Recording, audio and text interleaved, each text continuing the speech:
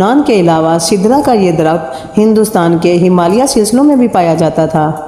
اس درخت کو ہندوستان میں دیوتا کا درخت مانا جاتا ہے، جسے دیودار کہا جاتا تھا، اس لیے اس کا نام دیودار ہے۔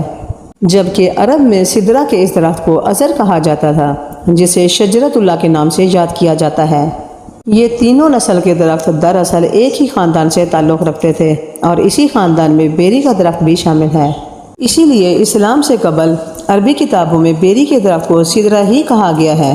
مختصر یہ کہ سدرہ قدیم دور کا ایک اہم اور نایاب درخت تھا، اس لیے قرآن و حدیث میں سدرۃ المنتہا کو دنیا کے اس بیری کے درخت سے تشبیہ دی گئی ہے۔